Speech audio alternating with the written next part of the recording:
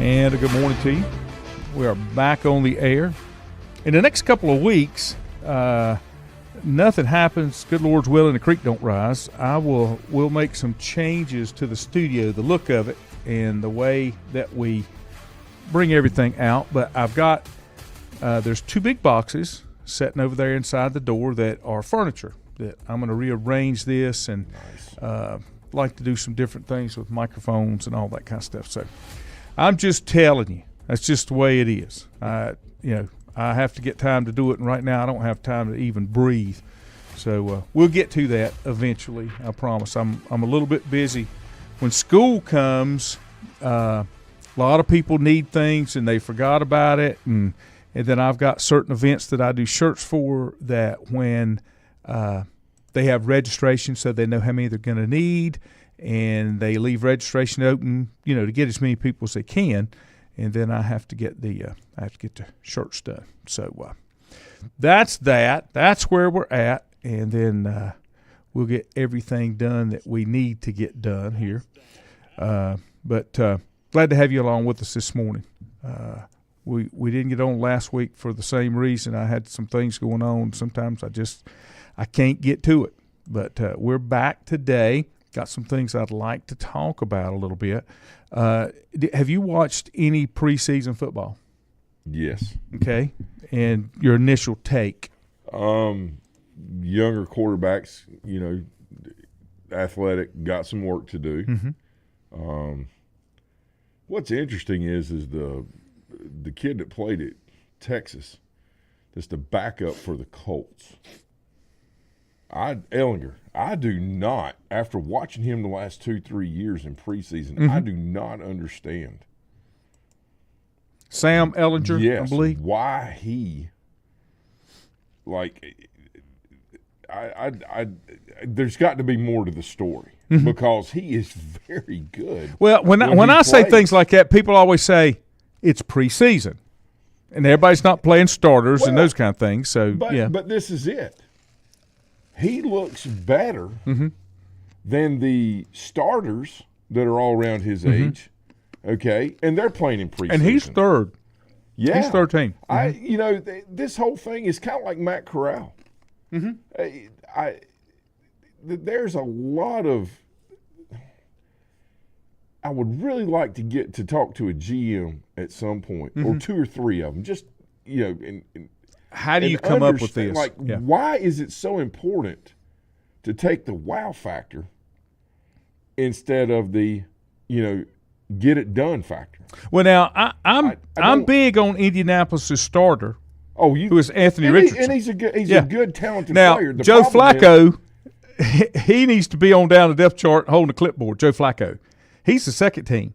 Well, yeah, for the Colts. Yeah, but he's 100 years old. That's what I'm saying. He needs to be. But what did he do? Oh, I know. Yeah. Last year he came in off the couch, mm-hmm. hanging out with his kids, being a great dad, yep. being the good dude that he is. And the Browns are like, guy we paid a lot of money to can't play again. Mm-hmm. Paid way too much money mm-hmm. for. Way too much money for. Mm-hmm. Kind of like Russell Wilson at Denver, right? Can't really play, so how about coming in here and taking us to the playoffs? Mm-hmm. And you've already seen. I mean, what just happened? That's kind of changing as far as. Lenny. But I wasn't impressed. I'll be honest with you. I wasn't impressed with Justin Fields. He couldn't handle the ball. No, and I don't know if that was a center issue or him. That's it. No, there's major issues there. This whole thing is just a catastrophe with the Steelers. I think so too. Well, I mean, it's like with Juju. Last spring when we were sitting there, last winter, mm-hmm. Whenever it was. And he said, well, we heard Russell Wilson might go to the Steelers. And he's like, there's no way he doesn't do – I'm not criticizing you. What I'm saying is that's how, off the chart, because he's the Steeler guy. And he understands the insides and outs. He lived there. He knows the people. Mm-hmm. He understands the organization as well as anybody. Mm-hmm. And when he said that, and then all of a sudden, it wasn't a week later, they announced Russell Wilson. I was taken so back from it. Mm-hmm. And I like Wilson. I like him a lot. Yeah, good dude, all that. But none of this makes any sense. I mean, Mason Rudolph is much more productive, and Yeah. they let him go. Yeah. He was always the third guy. Yeah. He's 6'6", And and can throw it. wasn't he at the Panthers at one time? No. He's always been with the Steelers, Okay. and then they let him go. And Who was the other quarterback that they had that they let go that was ahead of him? I can't remember. Are you talking about the head of Tom Zach? I mean, not Tom. Trubisky. Yeah. Yeah, Okay. Trubisky played the other night. The thing, I watched him play some. You know, I mean, he is a steady backup in the NFL. Yeah. He's got experience. Yeah. But this is the thing in Chicago. It's kind of like the Cleveland Browns. It's the same thing. It's wash, rinse, and repeat. We're a terrible team. We've got the number one pick. We're going to get a quarterback, and we're going to be terrible again. Yeah. So then we'll get a number one pick, and go back and get a quarterback again. Listen, they're trying to fit a square peg in a round hole. The athleticism of the quarterback in the NFL is secondary to the ability to distribute the football and lead the team. And at some point, it's kind of like this whole, narrative with the NBA about, well, now we really don't have any positions. Everybody just kind of is a guard and shoots. Or, they can go down low and do this. Well, they keep having to adapt the rules of basketball to fit that, where you now can take 17 steps. You see what I'm saying? The Euro step. Yeah. So what have they done in football? Well, now we're changing the kickoff. Well, now I'm going to tell you something. Ooh. I'm going to tell you something. I'll be honest with you. We're changing the kickoff. I wasn't sure about that till I watched it, but the only reason I like it is because there's contact on the kickoff, because everybody's got a kicker that can put down the end zone. It was kind of like the extra point that you lined up on the 2-yard line, 3-yard line, and kicked the chip shot. I want to see, because the players have gotten better, I want to see more action. I do not like the onside portion. On the onside kick, I'd rather say, okay, you've got the ball on your own 25. It's 4th and 15. If you make it, you get to keep it. If you don't. Stupid. I don't but like it. The only thing that I like about it is it forces them to kick the ball into the playing area, so you got to return. And like a lot of folks are saying, there's a chance of breaking one now because everybody's kind of bunched up, and there are some good special team coordinators that will come up with some stuff that just might work. I know you don't like it because you're a purist, but there was no kickoff anymore. There's no kickoff return anymore. The problem is it's a societal, societal thing, and it happens in all societies over the evolution of time and all this stuff, right? And I say all societies, a lot of them, where everything is adapted to the appeasement of the next generation coming. And so, one might say, well, that's progress and that's change. That is very true. But is it meaningful in a way that is actually helping people? Or it doesn't mean that you don't evolve and adapt and adjust. But when you take the center pieces of something, whatever it is, let's take the family. You take the center pieces of that and you start distributing it out and lessen the importance of it, kind of like sitting at the dinner table, right? And let everybody have a phone and just do their own thing instead of making that God's time and the family's time, right? Which we're all guilty. I mean, I'm not what I'm saying. I'm just giving an example. I'm not criticizing. I'm just giving. It's the same thing in sports. They've taken away the ability to play defense in basketball and by allowing people to do a stupid second step, third step called a Euro. I mean, they make up names for it. It appeases it. Wow, did you see that great move? Now, the reason they didn't do it 40 years ago because that was a walk. I will say, for the simple. record, I'm against that. I don't like it. Don't like it but at all. That is my point. Look what they've done in baseball. No, you can't shift. You should be able to set your defense according to the offense. Well, what have they done? Well, yeah, but these kids stand up there and, they spin on their backside and they hit the ball. Well, they strike out more too, okay?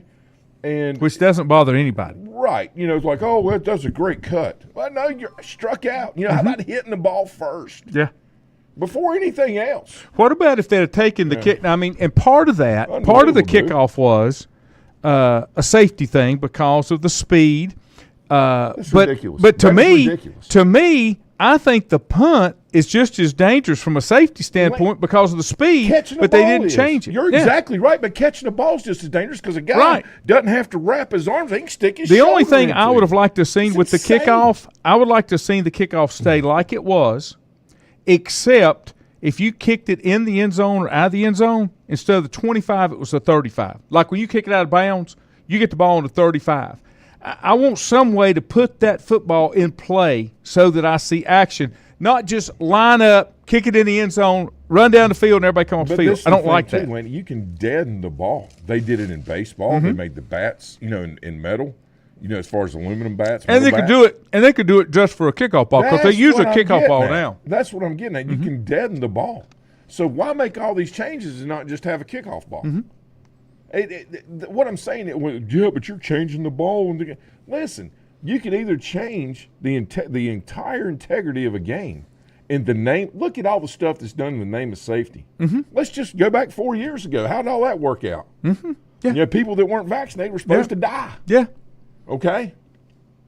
The other thing that I did like. That's my point in all sports, right? Everything is done in the name of safety and with all these good intentions, but you can't sit there and make promises about things and it's going to get better and we're going to do this, and then 3 years later you're saying the same thing and nothing's changed. But you can't do that. You can't do it in football. You can't do it in baseball. In safety, you can't do it in life. In safety, one of the things that I saw on the pregame that is optional that I think should be mandatory because of safety are those shells that were on the helmet. I saw some players with the shells. They don't have to. It's optional. You can. I love them. The Guardian caps. I do too. Lenny, they were a game changer. I don't know why that's not mandatory across the board because that is already a proven technology that will help reduce some of the head injuries that you get. Well, it's like this. A few years ago, we were talking about, we only have enough money to buy them for the varsity team. I said, no. Everybody gets them. This is an investment in safety. Let's not buy 842 staff shirts or coaching shirts, okay? Let's go ahead and I'm just giving an example, right? And you don't do it in practice. Not personally. And not let them wear them in the game. That's what I'm saying. So, and I will tell you that as far as concussions and the amount of head injuries and the things that are being taught in a lot of high schools now, even in middle schools, about, where to put your head, and things are going to happen. And you explain that to the kids. The players, we want you to do the very best you can do to practice tackling this way, but understand that it's not going to work out this way every time. And you don't need to, lose your mind when, when you have a collision of some kind, because that's going to happen at some point, no matter how safe we are. You just need to make sure that, number one, you're okay. If we see it, we're always going to look in your eyes. You saw me on the sidelines. Our guys could hit. Yeah. And when they would come up and knock people, you saw me get right up there and look straight in their eyes. Yeah. And they had, it's kind of an unwritten rule. When we were striking people, they had to look me in the eyes. Right. I will try. So I knew they were okay. I've got a friend of mine that I met a number of years ago. He actually played for Spurrier at Florida in secondary. And he is now I think he's up to like a regional director or something with Rydell, with helmets and stuff. I want to see if I can get him on to find out. Because he can tell you where they're at, why they do it, how they do it, that kind of thing. Because that is one of the top helmet makers. Rydell and what is it? Shut. Yeah, that's two of the biggest. They do a great job with the technology. The only thing with all this is the safer they make the helmet.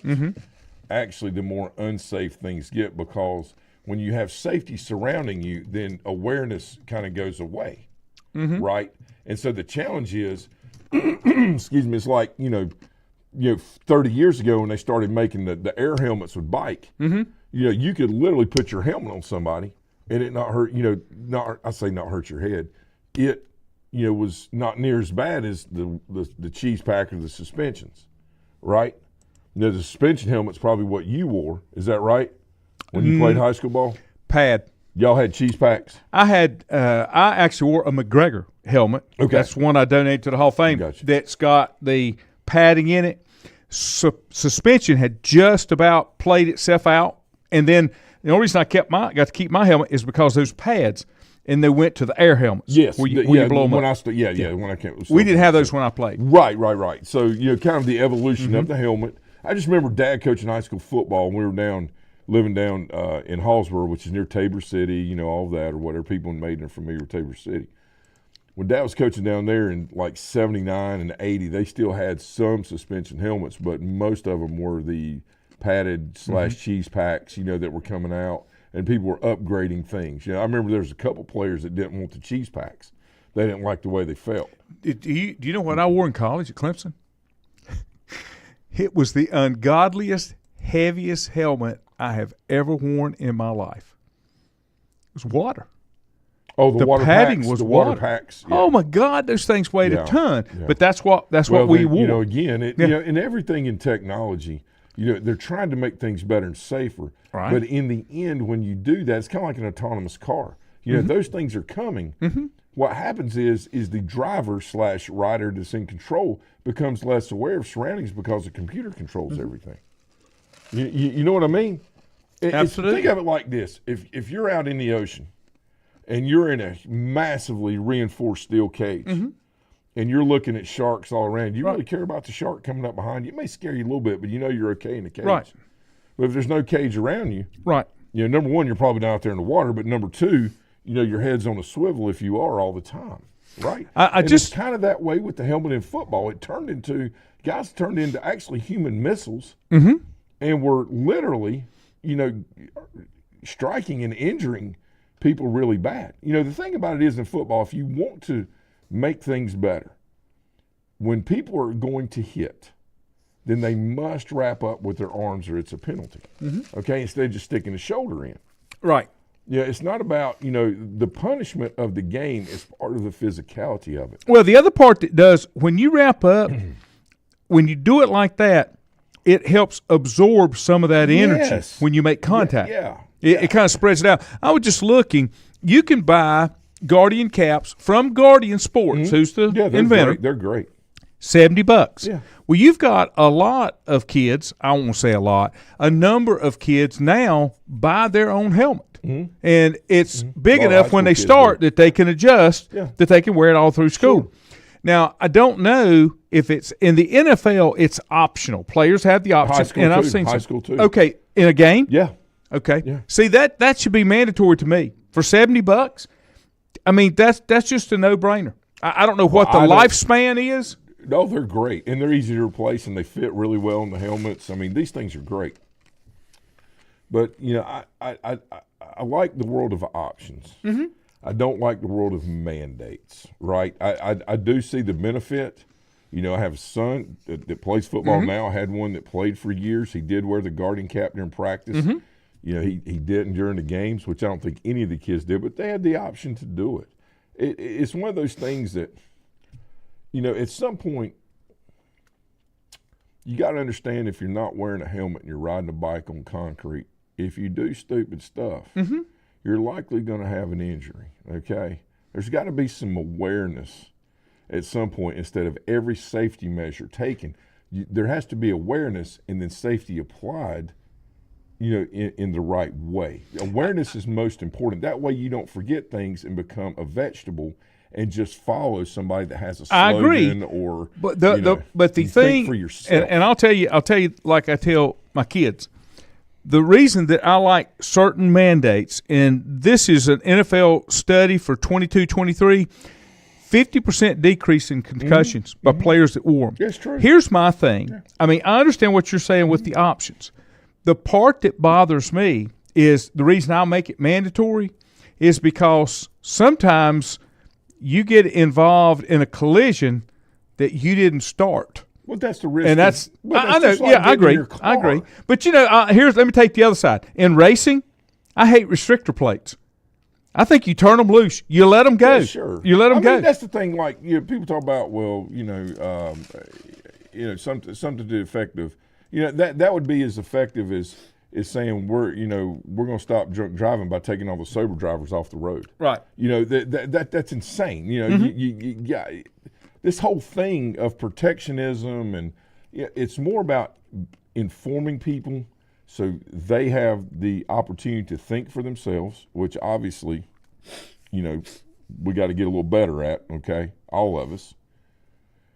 And being able to make decisions. That's the whole point of sports, is to be able to get out, compete, and do things, but help develop you into a better person, to be a more productive member of society, learn how to work with and for people, to be a leader, when to be led, to experience, ups and downs in life so you don't lose your mind and get emotional. You stay focused, right, with the passion that you have. All this is good. This stuff is being subsided by, I just need to be first, no matter what. And that is not true. There's not truth in that, okay? I'm gonna take a break. Then when I come back, I got a question, and I made notes last time we were together. I had 2 items I wanted to ask you about, and we'll do that when we come back. Whether it's a sit-down meal or a call-in for the drive-thru, Brookwood Cafe and Catering is the answer. A variety of meats, vegetables, and desserts cooked daily, or a hot sandwich from the grill, they have what you're looking for to satisfy your taste buds. If you need catering from 5 to 500, Brookwood has you covered as well. Stop by Brookwood Cafe and Catering at 202 Providence Mill Road in Maiden. Don't forget breakfast daily till 11 a.m. Open Tuesday 6 a.m. to 2 p.m., Wednesday through Saturday 6 a.m. till 8 p.m., and Sunday from 7 a.m. to 3 p.m. Call 828-428-8944 to place your order today. If you ask around, you'll find Burke Mortuary has a reputation for excellence and commitment to value. They've built a reputation of trust for more than 35 years. Burke Mortuary is proud to offer personal attention, meaningful tributes, and the area's most affordable prices. They're also proud to offer you beautiful, state-of-the-art facilities. It's the perfect place to honor your loved one. So when choosing a funeral home, the choice is easy. Choose Burke Mortuary with locations in Maiden and Newton. Covenant Church began as a vision of just over 100 people in 1984. Since then, Covenant Church has grown and currently located at 2168 Gastonia Highway in Lincoln. The Sunday schedule includes early morning worship at 8:30, Sunday school at 9:45, and morning worship at 10:45. Their ministries extend beyond Sunday. Visit their website at www.covenantchurch.church to see all they have to offer, and better yet, stop by and see for yourself. Covenant Church may be just what you're looking for a new church home. First Federal Savings Bank has been serving Lincoln County since 1940. And as it has been from the beginning, customer service is a priority to First Federal Savings Bank. They want to get to know you by name. First Federal Savings Bank has the convenience, the products, and the services that the larger banks have, but with hometown people that you see throughout your community. Stop in and visit one of their 4 convenient locations and see what First Federal Savings Bank has to offer you. Member FDIC, an equal housing lender. Untangling your headphones, finding the right remote, saying goodbye to your favorite shirt that hasn't fit in 10 years. Why are simple things sometimes so complicated? Thankfully, with auto owners, insurance doesn't have to be one of them. Auto Owners works with independent agents who live in your community and answer when you call, so you can worry about more important things, like finding a new favorite shirt. That's simple human sense. Call Mooney Insurance in Maiden or East Lincoln Insurance in Denver, or visit mooneyinsurance.com. At Stifel Nicholas, we're committed to offering investors personalized investment guidance. We're a full-service organization with departments staffed with professionals that specialize in a wide range of investment opportunities, from the most conservative to the most aggressive. We strive to give each account, regardless of size, careful, individual attention. Call 4Rember today at 828-624-7300. Stifel Nicholas, member SIPC and the New York Stock Exchange.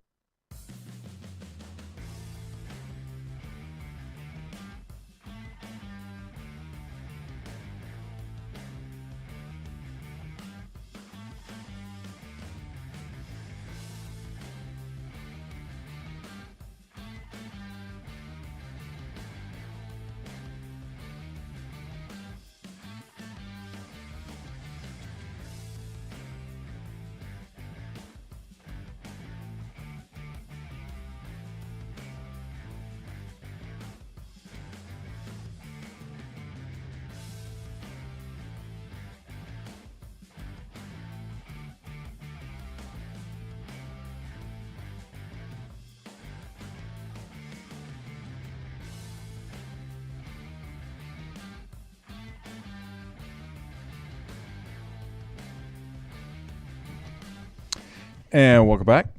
Glad to have you here on a rainy Tuesday morning that I was not expecting. I missed the memo that there was rain coming through today. Mm-hmm. I didn't even see that. Mm-hmm. The nice part about it, the extended forecast for the next 7 to 10 days, not getting out of the 80s. Love it. Being able, because let's see, high school football starts next Friday, a week from this Friday. Last night, the scrimmage last night against Hickory. But the actual play will get underway on I guess it's the 23rd, I believe that's right. Mm-hmm. And it'd be nice if you could have some decent weather, because one of the things you have when you start high school football is a lot of cramps, a lot of heat.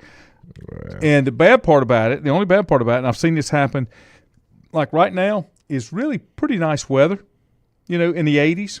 Then you get used to it and acclimated to that, and then we'll have one more come through. Yeah, then it's not good. More. Then it's not good after that. Well, there was back in 2018, it was in the 90s. Yeah. All the way through the third week in October. Yeah. Each week would be 90, 91, 90. Now the humidity was not as intense, but the heat that time of year, at 5 o'clock in the afternoon is brutal. Yep. And when I was coaching a middle school team, those kids were out there. I mean, it was all year. We didn't get a break all year. Yeah, all 7 what's games. happened is Crazy. you get acclimated to those lower temperatures, and then they go back up. You're expecting temperatures to kind of gradually decrease as you go. That's why I say we play the sports backwards, man. Yeah. We do. But hey, that's the way we've always done it. I got two things here, and I just got to jog my mind on how I was going to ask this. We were talking about the last time we were together. We're talking about contracts for players. Mm-hmm. And you talk about the money that quarterbacks are getting or wide receivers are getting. And for some reason, and this is something that somebody has to do to stop it. Yeah. Because right now, it's just next man up. You're my quarterback. You're not a top 5 quarterback, but you expect to get top 5 money because you're here and your contract's up and you're the one to do it. How do you fix that? Everybody. If you were, I'll throw something out here that I know you're going to tell me, no, I don't like that. What if you did a positional scale? Mm-mm. You don't like that. Mm-mm. So how do you fix it? Because if you had to line – I'm going to tell you why. Mm-hmm. If you had to line up all the players in the NFL as – okay, and you're drafting them all over again, who is the first person you would pick? A quarterback. No, T.J. Watt. He's the best player in the NFL. I mean, I'm not – I didn't mean you. Right. I mean – No, I'm sorry. I understand what you're saying. Yeah. I wasn't saying that. Yeah. What I'm saying is the value of the position – in all actuality is actually based on the defensive side of the football, because all the emphasis is put on the offense. Mm-hmm. Therefore, Bosa, T.J. Watt, the kid 95 that plays for that basically won the Super Bowl for the Chiefs, the big guy in the middle. I know who you're talking about. Yeah. Well, anyway. And he got a new contract, right? Which he deserves that. Right. He's the second most impactful player in the NFL. Mm-hmm. Excuse me. Now, there's people that if we ask that question to, the first thing they'll say is, well, I'm getting a quarterback because that's what you got to have. Yep. How has that worked out on a consistent basis? Chris Jones, mm-hmm. Obviously. Well, you know what, and rightfully so, someone say, I'm taking Patrick Mahomes. I'm not. I'm not, because Andy Reid's not his coach. That's correct. Okay? But it doesn't matter who's coaching T.J. Watt and Joey Bosa and Chris Jones. Does that make sense? Yes, it does. Okay, so that's why going with a salary scale by position will not incentivize great play in the NFL. It'll actually disincentivize it and have people all flocking to the same thing to make the most money. And that's where I was going with this, because you have got certain tight ends that really want to be classified as a wide receiver because it's more money. Bingo. Or you've got a back that's like a hybrid that has as many receptions as he does rushing yards, because we all know backs are not getting paid anything close to what other positions are paid. And that's because everything is deemed off of an athletic, quarterback that can't really throw the football very well. Mm-hmm. But yet everybody wants to talk about how athletic they are and how they move in the pocket and all. That matters not. If you don't have the weapons around them. And that's what I'm saying. I mean, if you want to annihilate defensive ends, right, that are really fast, mm-hmm. then you maximize the power that you place against the speed. All right, it's an equal and opposite reaction. As quick as it got there, it'll go away when you mash it with consistent power. You know, it's not slow and steady wins the race. Steady and persistent wins the race. Okay? And when you're playing a football game, you can have sprints and things are real exciting, but I never saw Devin Hester win a Super Bowl with the Bears, and he's probably the greatest kick returner ever. Did he run a bunch of touchdowns? Yeah. Where'd he get them? And they got him in the Hall of Fame, and the Bears nowhere. And they tried to make him a receiver, but and that's it didn't work. Okay. Yeah. You know, you're supposed to with that kind of speed, but again, you go away from doing what? Running the football. It's absurd to me. And I thought he was a really good player, but Zeke Elliott is back with the Cowboys after being let go, and they let Pollard go. And there are dynamics within the contracts. That part, I understand why there's differences. I don't understand the intricacies of the contracts because I don't deal with them on a daily basis, but I understand has a lot to do with things. That's okay too. But Laney, if we line up, the 10, if there's a draft of 10 players in the NFL and you start it, and me and you and 10 other guys are picking, our friends, just hanging out, and we got 10 teams to say, all right, here's the 10 guys, everybody gets the first pick. Out of that 10 people that we've got, there's going to be 2 or 3 that pick a quarterback, but most of the people are going to pick. You can watch it in an NFL draft. That's what, yes. The only ones that are picking quarterbacks that don't have anything that's functional back there. They don't have any choice. But the problem was they picked the quarterback before, and they're still not functional, and yet they're picking another one. That what I'm saying is it's like, well, if we hit it right, we got it right. Yeah, but that's not necessarily true. Okay, because Ryan Leaf was from an athletic standpoint, was probably as good and strong and big as anybody that's come through. Jamarcus Russell was as well. You're talking about somebody that was massively strong, and I'm talking about before he got really big, gained. I'm talking about just from a strong in the pocket standpoint to deliver the football. He just didn't have the intangibles for whatever reasons to, be sustainable long term. That's okay. That doesn't make him a bad person. It just makes us who we are. The problem with all this is everything is put on the what? The athletic side of things. That's why Bryce Young is so different. He is a cerebral assassin.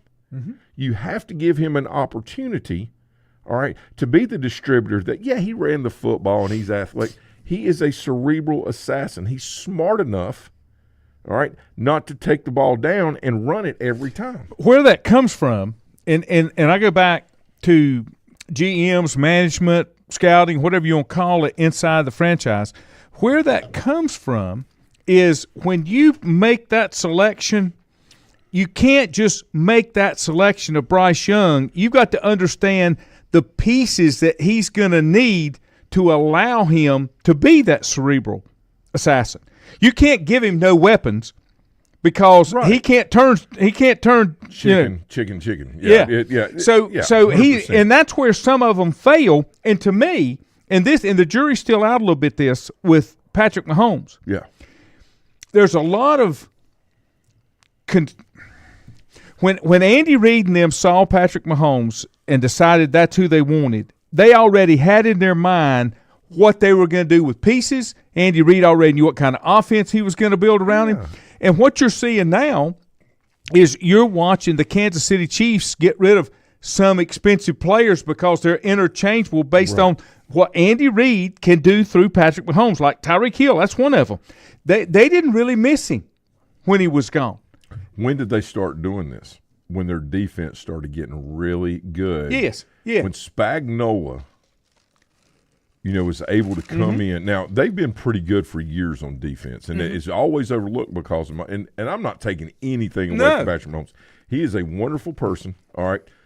He had a great mentor, Alex Smith, in front of him, who is a 100% winner in They did all the things that you have to do to get him to that point. He doesn't come ready-made. Right. It's like this.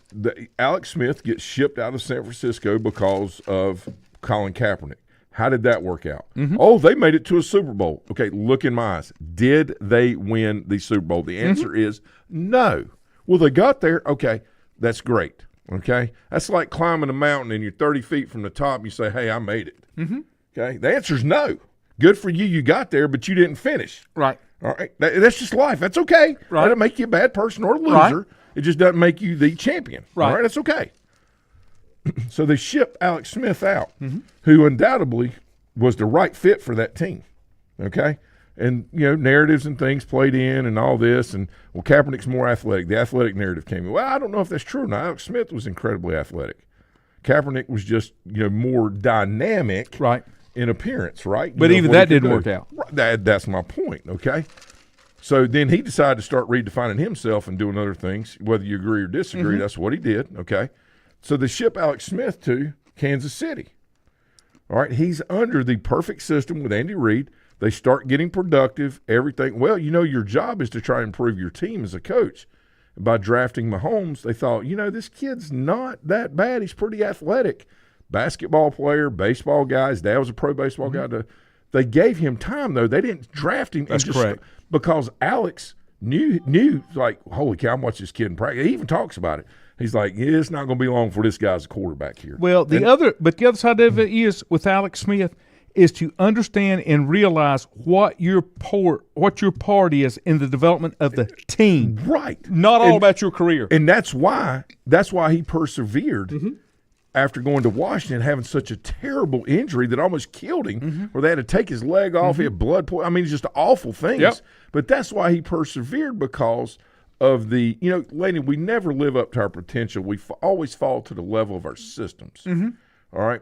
And there's two systems that are in play, especially in baseball and football. Number one is your physical system, and not in any particular order, but there's two.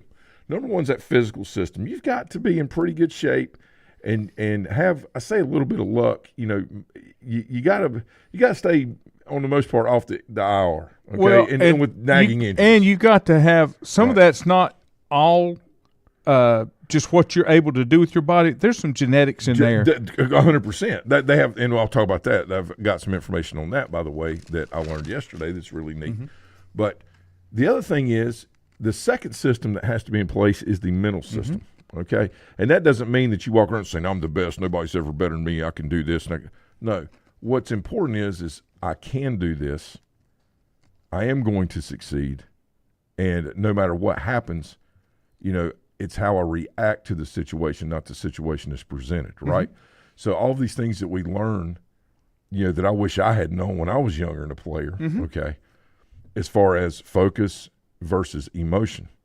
And then you tie in the physical aspect of things. So when you are strong with your systems, mentally and physically, then you will always settle at that level where your systems are. People talk about when you fall to the level of your training. That's very true. But actually, the training part of things is not just the physical side, it's the mental side of things, right? So I've seen kids that have trained and trained and trained and trained and trained that, from a mental standpoint, are not where they need to be because all they focused on is the physical training, not the determination to take the next step. There's a saying and vice versa that applies, and it applies to any sport that somebody told me years and years ago. The longest distance in any sport is the 6 inches between your ears. I mean, because I don't care if it's golf, football, baseball, I don't care what it is. Especially those sports. If you do not have if you don't have the concentration and commitment from a mental side, I've seen people talk about Michael Vick, Johnny Manziel, Baker Mayfield, even though he has changed that now. Yeah. The problem that held those great athletes back was the mental side. They couldn't get on board with the adjustments that they needed to make sure that everything matched up, not just for them, but how it meshed with the team, how it meshed with the coaches. And Michael Vick's one of those that will tell you, and I'm trying to think. He's done there's another kid that the Kyler Murray at the Cardinals. He can't quit playing video games long enough. Instead of playing video games at night for 4 or 5 hours, he needs to be watching tape. And that's what I'm saying. You got to build that mental side. That's just as important. And the part that most folks don't understand is nobody can do that for you. No. You have to be able to do that. And those are great points and great examples. And, it's like you said with Vic, the maturity side of things, after all the difficulties and things that he went through, Mm-hmm. he came through, he had time to start doing self-evaluation, self-reflection. He got isolated by being in prison, in all actuality. Mm-hmm. And when he came back out, that's why Tomlin gave him an opportunity to come to Pittsburgh, because he said, you know what, we're not going to give up on this human being. Yeah, he made some awful mistakes, awful stuff, okay, very inhumane, all these things. Mm-hmm. But he's learned from it. A lot of that had to do with the environment that maybe he grew up in and things like that, where now, he's tried to make things and make himself better, which is the goal that we all, want to try to do daily. And, I think he does a good job on, some of the football shows with his insight, because he does. He's seen the position from a dynamic. He can look at it from a dynamic playmaking standpoint. His arm, he had a rocket arm. Oh, yeah. Accuracy, yeah, sometimes he was good, sometimes, but that's okay. But he could run the football, and he was a fierce competitor. Mm-hmm. It's the same thing as Lamar Jackson, although I thought Vic was better. Mm-hmm. Quite honestly, but that doesn't mean Jackson's not a great player. I'm just saying, and he's matured as well. Yeah, and 100%. What we got to remember is this: there are things that over time change, but the one thing that never changes is what's true. Mm-hmm. And within sport, when you try to change the position based on athleticism, all right, versus the need and what it's going against, then you're going against something that won't work. When we saw it the other night in the zone reads, I watch in high school football. I watch in college football. The reason that they can run, zone reads and all these things in high school and college is because your quarterbacks are normally faster than the defensive ends or the outside linebackers. That's correct.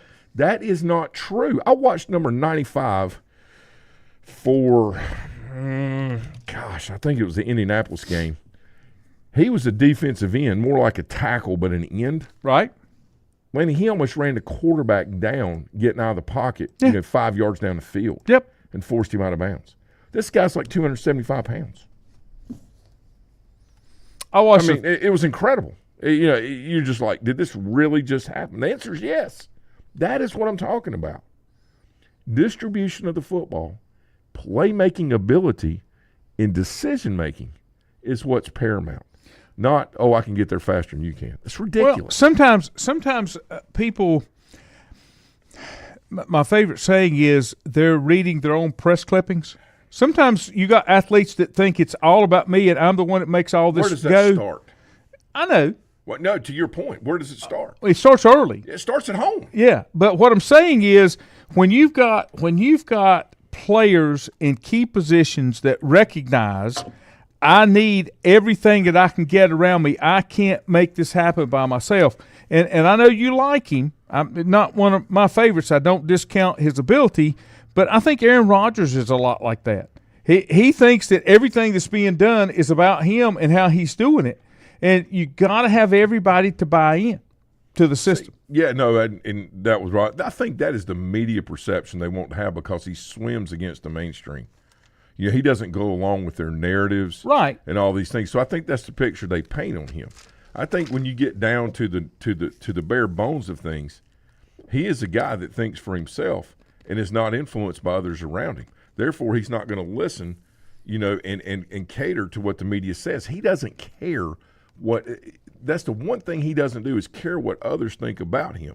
He's going to tell the truth, or what he believes is the truth, okay, in situations, and he's going to try to lead a team from that. And sometimes he may have to, like he did at Green Bay, he may have to act out a little bit to get the attention to say, look, you've got me in here. There's no reason that we can't win Super Bowls. My scrambling ability and ability to be able to be creative and throw the balls against the grain. Mm-hmm. There's very few people in the NFL that can do what I'm doing, get the weapons around me. Let's get a defense in place and let's win some Super Bowls. No, we're going to go draft this guy and we're going to draft this guy and we're going to do this over here. And there was nothing on the same page. It doesn't matter what level of sport you're in. Your team has to be built around the most stable parts of what you've got. And you can't help how personalities are based on where people play. I saw Coach Brown, whether I was coaching at Maiden or not, I saw him build teams around a quarterback. I saw him build teams around a running back. I saw him build teams around maybe a defensive player or two, right? Coach Cloninger at Lincoln is a great example of that. All of this stuff about the narratives and the wow factor and all, that's why the NFL, it frustrates a lot of people like the Panthers. When you're asking people to invest and go out and cheer for a team, you got to remember that a lot of them are mindless and will just fall blindly to something and just say, well, my so-and-so, my dad's always been a Panthers fan, so that's the way I'm going to do it. The ignorance of that statement, is what leads to a lot of downtrodden issues over here. But the point of that is, when you have people, you're asking you're asking people to invest in something of quality, all right? You've got to make sure that you're doing it so those people have something to cling to and that they pull hard for instead of just doing it out of appeasement. But when it comes to players, and it can be any organization, not just I'm just giving an example because they're local. When it comes to players, and I've heard you say this, one of the top requirements or abilities of the players that you coach is for that player to be coachable. Yeah, 100%. They have to be. That's where I go back to. To me, I think that's why Patrick Mahomes is so successful. It's a combination of the talents that he has to offer and the coaches building an offense around his skills. But I don't know how much he's improvising on the field as far as play changes and stuff. He improvises throws and those kind of things. Yeah, he's very athletic, but very I don't smart. know. The only quarterback that I can think of off the top of my head that really had kind of a blank slate when they went out there, but it was understood with the coaching staff, was Peyton Manning because of what he could do and how he could do it. He had Ted Marchibrosia, though, right? Right. All right, who does Patrick Mahomes have? He has Andy Reid. What if he had Matt LaFleur? Are you freaking kidding me? Now, he's a good – I mean, Matt's obviously, I don't know the guy, right. but everything – he's a good dude, and he works hard, and he's got a great mind and all this. But when you have a quarterback that is just as old as the head coach that has actual in-game experience, right. It's very hard to match somebody that comes in and says, well, I'm really smart, and I can draw these plays up, and I can do this. That's like having – someone come in at 29, 30 years old and go into an administrative role like, next to the CEO and the CEO of the company, basically that person's going to be next in line. And the CEO's had, 15 years of just on-the-job grind, and this person comes in with the way that they're taught and the way it's, supposed to be instead of the way it is. Yeah. That's there's a lot of dynamics that go into play here, and it has everything to do with the focus that is put on who you build your team around. Right. That's why Rodgers, it's amazing what he did at Green Bay based on the lack of focus they had on building around him. Ask your question. It's amazing. Does it, how much, and I'll get to your question in just a minute, Link. How much does it matter? I hear this narrative all the time.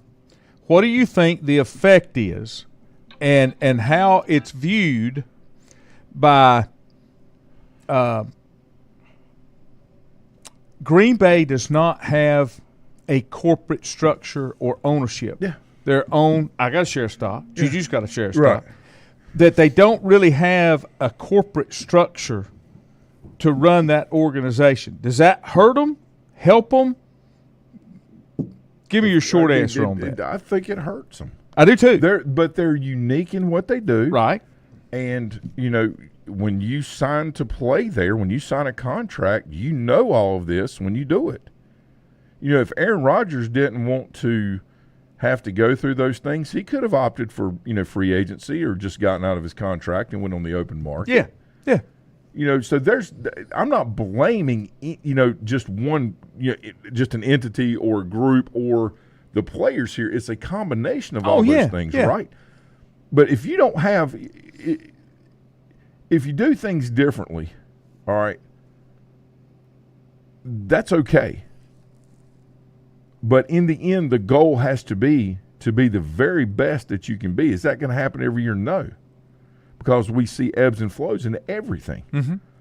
But we need to be ebbing up and flowing in a trajectory that is continuing to grow, even though we may have setbacks. Long term, we see growth. Mm-hmm. And the whole thing with Jordan Love, great kid, fine young man, been sitting for 5 years, got to play. Wow, did a lot of great things. Nobody had film on him. Mm-hmm. They've got it now. Oh, it's yeah, kind of like the agree. Joe Burrow thing. Yeah, I agree. Joe Burrow's great, and he's going to continue to do great things.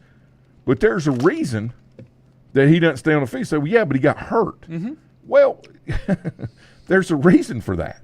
It's not because they're intentionally trying to hurt him. Mm-hmm. It's because they're showing up where they know he's going to go, and they're going to mash him. That's right. Okay? There's tendencies in everything because the things that we can do better, we tend to stick to because it gets us to where we need to be. Our ability to adapt and learn and improve in other areas while still growing is what's most important. And that's how quarterbacks ascend. Joe Montana, people thought he would be pretty good when he got out. Mm-hmm. They didn't know he was going to be great. Dan Marino, said, never won a Super Bowl, got there, never won one. But people knew that he had a good arm, but was he changed the game dynamically from just throwing the football, not running. Yeah, right? Because could throw it around the yard. Yes. All of these things. Terry Bradshaw, whoever would have thought. Mm-hmm. But what was his greatest ability? To do what? Lead and distribute the football. Mm-hmm. Yeah. And to drive Chuck Noll crazy. Well, but which was okay. That's one of the biggest things that I think Staubach. That I think about Mahomes is some of those intangible factors like you're talking about. But all of those players that we mentioned had what leading them? The great head coach. That's why Brady, no matter what people say and how they want to pigeonhole it and say, well, his ascension was paramount to his persistence and to the person that he had to answer to every day. I agree. Let me get this question before we go off here. Link says, why do NFL teams not build more with offensive linemen from the beginning? Because remember Joe Gibbs and what he did at Washington. Here's the thing that I've said. 100%. Because they don't run the football anymore. Before you get to the point that you're putting your star future franchise quarterback, you're bringing him in, putting him out there, you better have a way to protect him. Because if you don't, it's not going to matter. I'll still say David Carr could have been one of the greatest quarterbacks in the NFL. 100%. But he can't do it from his back. I mean, it's just a fact. He can't do it. So you've got to be able to protect certain players. And to me, I think that comes first before you draft that quarterback, because nowadays the mentality is if I draft that quarterback, I got to put him on the field, and that's not what you want to do. Not what you want to do, because what happens is just like what happened to Bryce Young last year. Well, it's the same thing. Yeah, it is, and I'm gonna tell you, I like the NFL players. Mm-hmm. I like these younger kids that are coming in that are very strong in their faith, and they know they understand the importance of things. Right. Yeah. At some point, that becomes infectious, and the narrative that is always touted and being led eventually takes a back seat to it, because what these kids are coming in. And, what the reason their league is flourishing is because of the stability of the player, of the product. The NBA is starting to figure out with a couple of the head coaches they got, and the media is like, why I can't, just saying, I can't believe you'd be saying these things. They're talking about how strong they are in their faith and how important that is, and that things are much more important, and what's most important, and this allows us to stay focused on the things that we're trying to do. All of these things will work themselves through. And in the end, quality, follows the consistency of truth, right? Mm-hmm. And so that's what people are most attracted to in the long term. The intermediate, the wow factor, oh, look at me, look what I'm doing. When we were growing up, you used to get beat up if you brought attention to yourself. Mm-hmm. You did. in the neighborhood, they would, if That's you right. did any, like if you had a bike that was real You shiny, just needed to or be one of the guys. You're sitting there doing, donuts with your bike, or Mm-hmm. screeching your tires a little bit, sliding to the side, and somebody saw you. They thought you were hot dog, Mm-hmm. and they come out and wear you out, right? Mm-hmm. Today, all we see is the wow factor in the ability to go out and be the me thing. I'm so blessed to announce that I've been two things. Number one, nobody cares, really, and number two, instead of taking all these pictures and posting all this stuff, why don't you work on your game and be the best you can be at what you do? All right. Yeah, there's so much that the reason there's mental illness, or one of the reasons I believe, Lenny, and we have talked because people weren't being told the truth from the time they were born. They were being told, untruths about things. If you're going to work and be successful at something, you have to put in the effort, both mentally and physically, to do those things. It doesn't matter what your job is. It doesn't matter what your craft is, the things that you enjoy. You can't just read about it and talk about it and write it down and be smarter than everybody else and then be successful. Because that's a one-time thing when you achieve something. When you achieve a list of things, it is ongoing, right? Yep. All these things in the NFL, these younger players are understanding and doing. And the unfortunate part is the Nick Sabans of the world and the Kirby Smarts. Kirby will be the next one. He's going to have enough of this, and he's going to be done. Link says they all are looking for ESPN film clips and not doing their job. And there is a lot to that. Well, look at Facebook. It's flooded with college players that all they do is take pictures. I'm out here working. Look at me doing – I mean, that's great when you're keeping up with your friends and you want to – but, how much time are you dedicating to the craft versus dedicating to the to the appearance of something or the style of something? Where's the substantive part? And when failure leaks in, all of a sudden you can't handle it because that's not supposed to be what happens. I'm honestly trying to get back. There were some comments from Andrew and Richie. And Andrew said he went to Jacksonville and saw Vic absolutely destroy Clemson Gator Bowl. He said if only he was as smart as he was athletic. He's talking about at that point in his life, if he had the ability. But the one thing, and Andrew and I have talked about this before with kids, he was still a young man, and still, having very little life experience. And it's so hard when you put the cart before the horse. When you throw a lot of fame and money at young people before they have a foundation built for and are ready to accept that and receive it for what it is, right? Then, a lot of times when there's inconsistencies or not expectations set, chaos ensues. Yep. And that's why it's so important, to understand that you are part of something and not the something. Yep. That's like putting in a household with the kids, right? The kids should never be number one. It's always the marriage, right? Now, if it's a single household, that's a little different, right? And that's okay. But the order of things causes stability and understanding and awareness of where you are in the pecking order. Right. That way you don't have to deal with, I can't believe they did this to me, or I can't believe somebody told me no. That's not mental illness. That's an awareness of the world is tough. And, only cowards make excuses about it. Well, I didn't ask for this, or my name's this, and I didn't ask for all this, and I'm shadowed by this. That's what cowards say. Right. The world is yours. You go out and do what you can do, but try to do the right thing for right reasons. And I really like the players we got. And I think, the Caitlin Clarks that come along, that receive a little bit of scrutiny or some, from the players inside. I think most of the players actually respect her very much because she stands for what she believes. And she doesn't bother anybody. You never see her going out making brash statements. That's correct. Or doing things because she doesn't have to convince other people through her words. The best way and evil actions, she can just do it. The best way that anything can be presented is it's through your actions. Right. Words mean nothing if you don't back it up with the actions. And I don't care what it is, what you're talking about. Yeah, 100%. You in Thursday? Yep. Okay. We'll be back on Thursday, and I'll try to get with my friend that is a regional director of sales with Rydell. We'll talk a little helmet and the Guardian caps and those kind of things. You guys be safe. A little rain out there right now. We'll see you again on Thursday morning.